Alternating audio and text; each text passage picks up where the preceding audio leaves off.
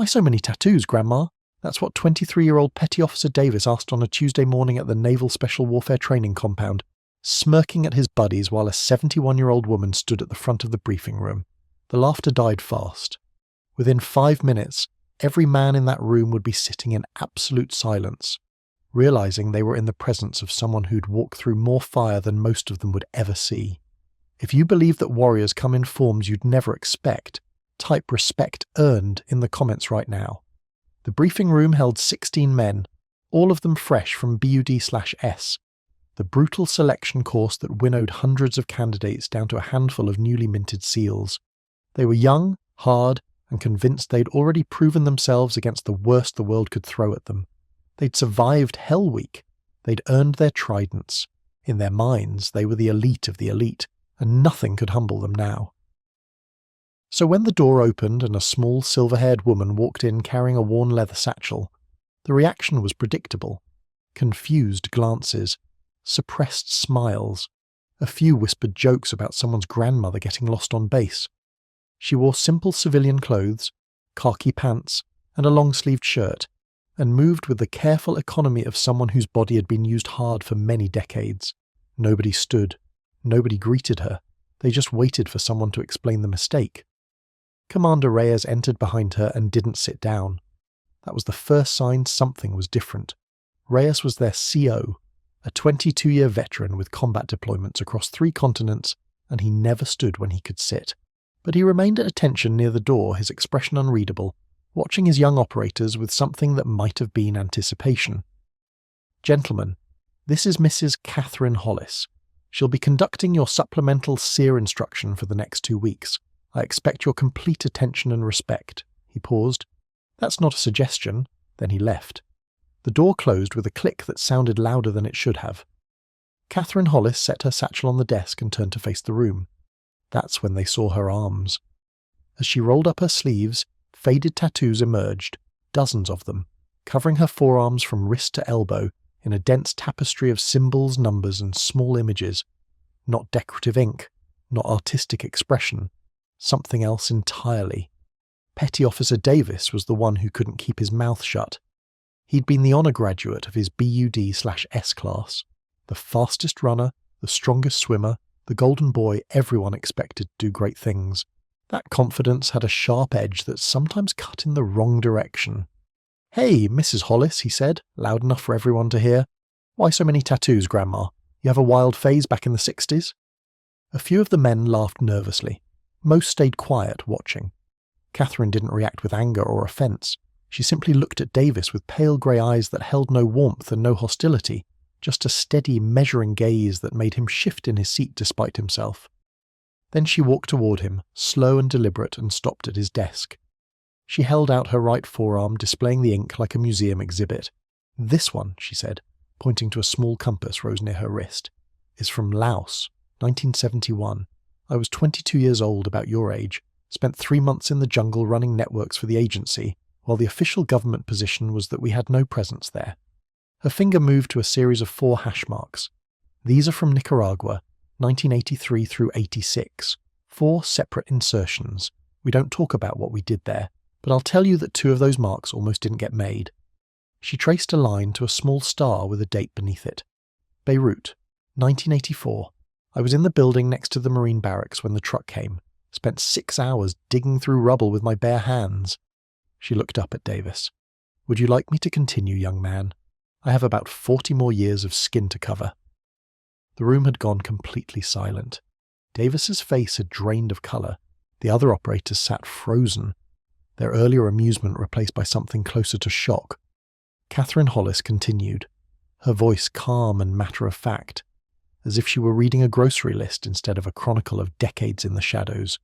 She told them about the tattoos from Colombia, from the Philippines, from places that didn't officially exist on any operational map. She explained the system. 1 mark for each mission she'd completed. Each time she'd gone into hostile territory, accomplished her objective and made it back alive. The ink was her record, her proof, her way of honouring the mission she couldn't discuss and the people she'd lost along the way. "The agency doesn't give out medals for what we did," she said. "Most of what I've done is still classified. Probably will be until long after I'm dead. So I keep my own record. Every mark on my skin is a promise I kept and a night I survived when survival wasn't guaranteed. She returned to the front of the room and perched on the edge of the desk, suddenly looking less like someone's grandmother and more like exactly what she was, a predator at rest, conserving energy, watching her environment with the unconscious vigilance of a lifetime spent in dangerous places. I'm not here to impress you with war stories. I'm here because you boys are about to go places where your technology will fail, your support will vanish, and your training will be the only thing between you and a shallow grave. I've been to those places. I've been captured, interrogated, starved, even left for dead. I've watched good people break, and I've watched average people find strength they didn't know they had. The difference isn't muscles or marksmanship, it's something in here. She tapped her temple. That's what I'm going to teach you. Not how to survive, how to endure, how to keep your mind intact when everything else is taken from you. Davis raised his hand, a different gesture than before, hesitant now, respectful. Ma'am, I apologize for what I said. I didn't know. Catherine waved it off. You weren't supposed to know. That's the whole point. I look like someone's grandmother because I am someone's grandmother. 3 grandchildren, ages 4, 7, and 11. I make cookies, I garden, I go to church on Sundays, she paused. I also spent 43 years doing things that would give you nightmares, working alongside men who looked at me the same way you did 10 minutes ago. Every single one of them learned the same lesson you're learning now. Never assume you know someone's story just by looking at them. The most dangerous people I've ever met were the ones you'd never notice in a crowd. That's what made them dangerous, she smiled, and for just a moment there was something sharp in it. That's what made me effective. Over the next 2 weeks, Catherine Hollis dismantled every assumption those young SEALs had about survival and resistance. She taught them techniques that weren't in any manual, methods she'd developed or learned from assets and allies across 4 decades of clandestine work. She showed them how to create mental refuges to retreat to during interrogation, how to read captors for weaknesses, how to maintain hope when hope seemed irrational. She shared stories without names or locations, teaching through example, letting them see the human cost of the skills she was passing on. The operators who'd smirked on that first day became her most devoted students. They stayed after sessions to ask questions. They took notes with an intensity they'd never shown in conventional classrooms. Davis, the golden boy who'd called her grandma, became her informal assistant, carrying her satchel, setting up her materials, treating her with a deference that bordered on reverence. On the last day of instruction, Catherine rolled down her sleeves for the final time and addressed the room. You're going to see things and do things that will mark you forever.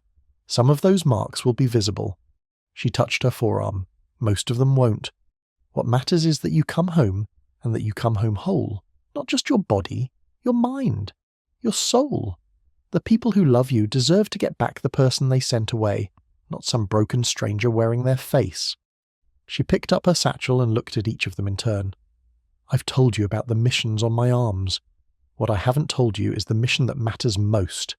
It's still ongoing. It's called staying human in a job that tries every day to make you something else. That's the mission you'll spend the rest of your lives on. I'm still fighting it at 71. You'll be fighting it at your age and every age after. She walked toward the door, then stopped. And boys, next time you see an old woman with strange tattoos, maybe ask her story before you make assumptions. You might learn something. Commander Reyes met her in the hallway. He'd watched the final session through the observation window as he'd watched most of her instruction over the 2 weeks. Same time next year, Mrs. Hollis, she nodded. Long as I'm still breathing, Commander, these boys need to know that the fight isn't always what it looks like. Sometimes the toughest operators in the room are the ones nobody suspects. She shook his hand and walked out into the California sunshine, just another elderly woman with silver hair and a worn leather bag. No one who passed her would have guessed what she carried in her memory, what history was written on her skin. That was the point. That had always been the point. The best never advertise. They just endure and pass on what they know and hope the next generation remembers. If you believe that strength has no age and courage has no gender, subscribe to this channel and share this story with someone who needs to hear it.